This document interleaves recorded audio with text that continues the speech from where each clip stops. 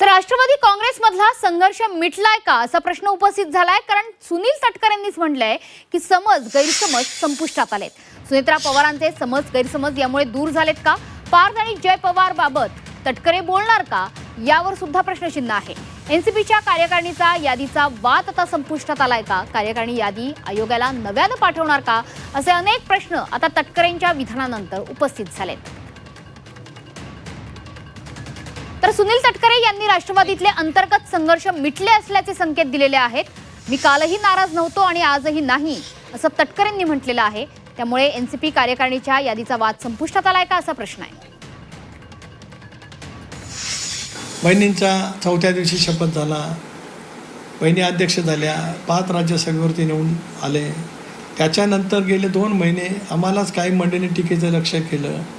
जे काही पक्षांतर्गत हे निर्णय घेतले ते सहमतीने त्या कालावधीमध्ये घेतले गेले। शपथविधी असेल, राष्ट्रीय अध्यक्ष असेल, पारच्या निवडणुकीचा राज्यसभेत असेल, तर एकत्रितपणाने घेतले गेले। एक मिनिट, त्याही विषयावरती चर्चा त्या ठिकाणी झाली आणि तो विषयाच्या बद्दल गैरसमज काय होते ते संपुष्टात आलेले आहेत। तर या संदर्भातच बोलण्यासाठी पुण्याहून आमचे प्रतिनिधी निलेश खरमरे आपल्यासोबत जोडले गेलेत। निलेश, तटकरेंचं हे विधान बरंच काही सूचित करतंय। खरोखर राष्ट्रवादीतला अंतर्गत वाद हा मिटलेला आहे का?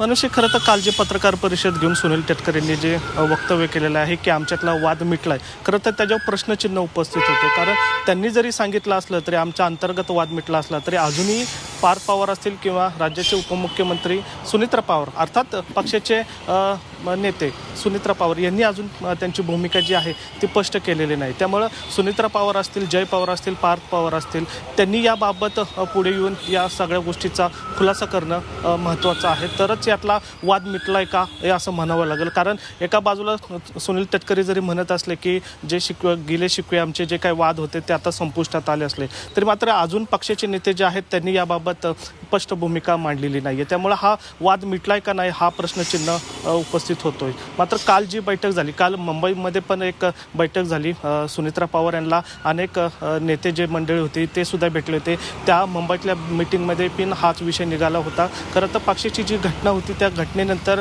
राष्ट्रवादी पक्षामध्ये आपल्याला मतभेद पाहायला मिळत होते। सुनील तटकरे असतील, प्रफुल्ल पटेल असतील आणि एका बाजूला जय पवार आणि सुनेत्रा पवार असा संघर्ष जो होता तो आपल्याला पाहायला मिळत होता। मात्र हा संघर्ष किंवा वाद जो आहे तो मिटला असल्याचं सुनील तटकरे यांनी जरी सांगितलं असलं तरी सुनेत्रा पवार यांची भूमिका यावर येणं महत्त्वाचं असणार आहे। तरच हा वाद मिटला आहे का हे आपल्याला समोर येईल। आता या प्रकरणावर या आठवड्यात म्हणजे या आठवड्यात किंवा पुढच्या आठवड्यात एक महत्त्वाची बैठकसुद्धा होणार आहे। कदाचित त्या बैठकीमध्ये या विषयीचा जो सगळा खुलासा आहे तो होण्याची शक्यता आहे। मात्र जरी एका बाजूला सुनील तटकरे जरी बोलत असले तरी दुसऱ्या बाजूला अजून सुनेत्रा पवार यांनी अजूनही आपली भूमिका मांडलेली नाही आहे। त्यामुळं जरी त्यांच्या वक्तव्यावर जरी वाद मिटला असला तरी संपूर्ण अजून ज्या हालचाली ज्या आहेत किंवा गाठीभेटी आहेत त्या अजून पक्षाला दिसत नाही। पक्षाच्या बांधणीसाठी सुनील तटकरे यांनी वाद मिटल्याचं जरी सांगितलं असलं तरी अजूनही तो वाद तसाच असल्याची सूत्रांची माहिती आहे। त्यामुळे आता सुनेत्रा पवार किंवा पार्थ पवार याच्यावर काय निर्णय घेत आहे हे फार